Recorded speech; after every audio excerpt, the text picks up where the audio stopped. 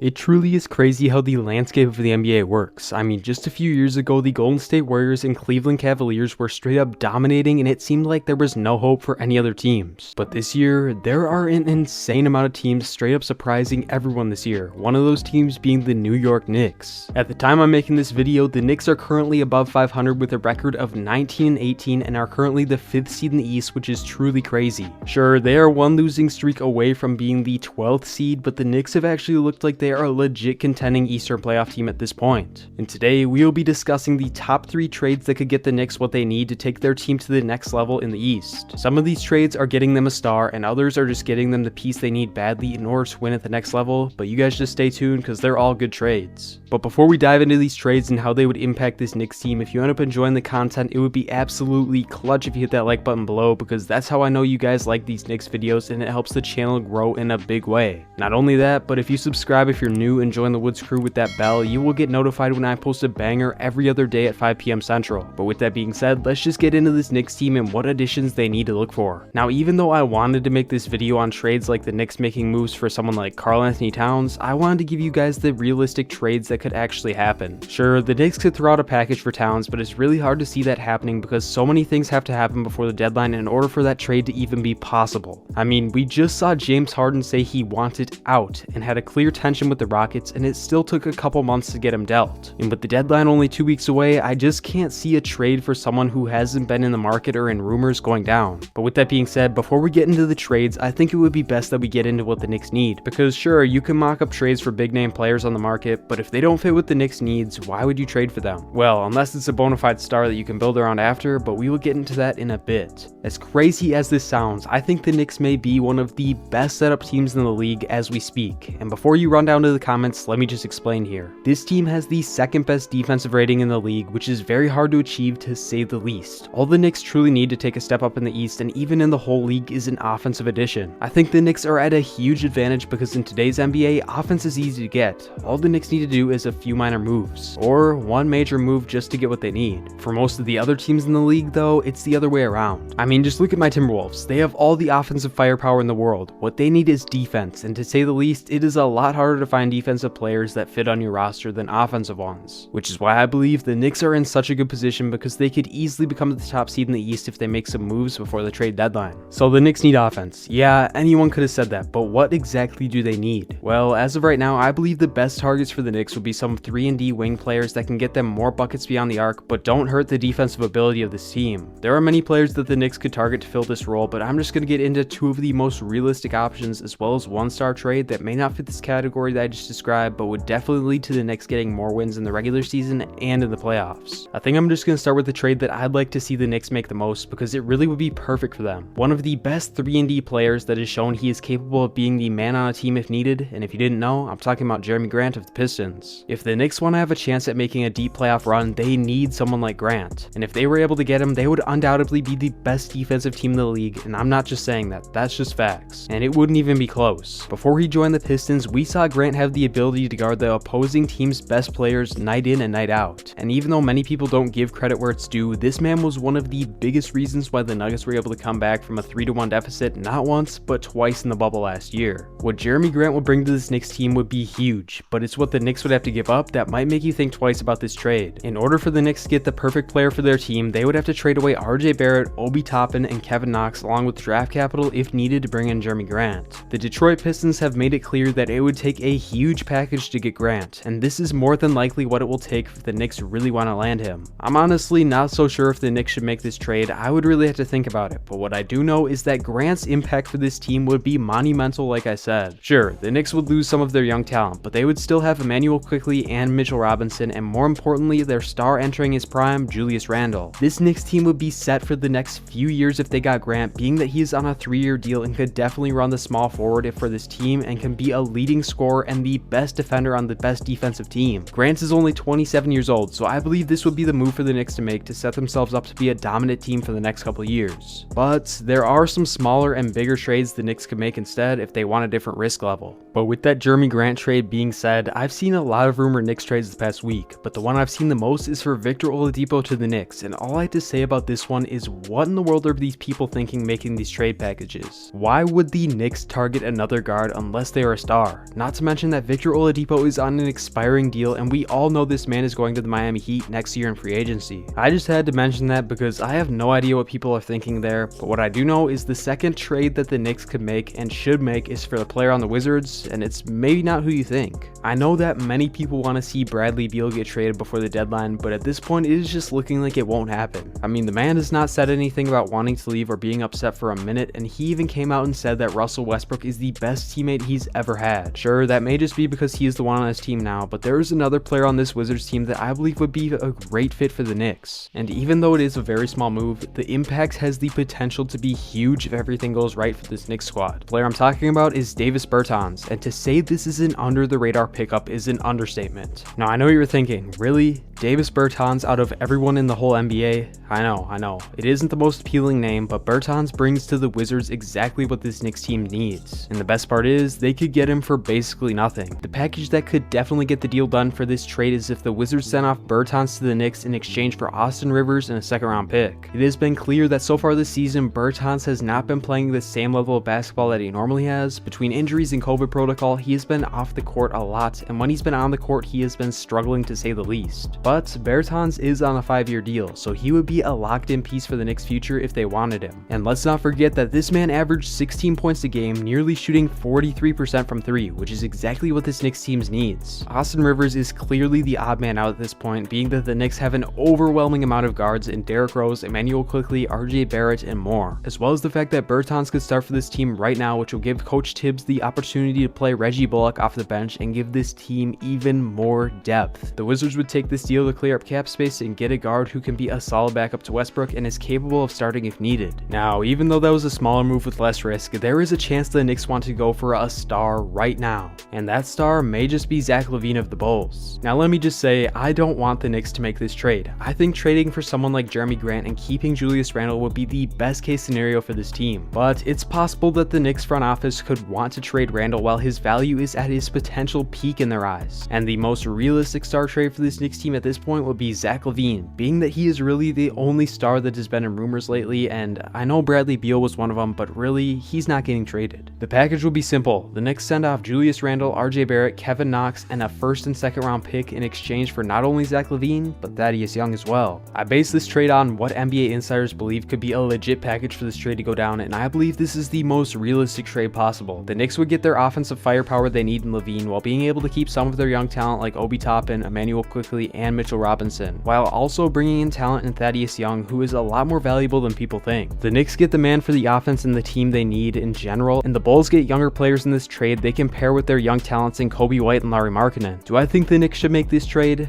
Tempting, but no, because guess what? I don't think Julius Randle is at his peak yet, as crazy as that sounds. And like I said, I think Jerami Grant is the best move for this team to make, but it was reported that the Knicks have interest in Lavine, so you really never know if this deal could go down. With that being said, it will be very interesting to see what the Knicks end up doing, especially after what Tom Thibodeau said the other night about Knicks trade rumors. This man literally said he's not chasing any trades, but he's also not opposed to making some moves either, so who knows what will end up happening with this Knicks team. Thank you all so much for tuning in. If you did enjoy, I would highly recommend liking this video as well as subscribing if you're new and joining the Woods crew, because let me just say, we have some wild trade videos this week and you will not want to miss a single one of them. But regardless, I truly appreciate all you guys still watching. Catch y'all in the next one. Woods out.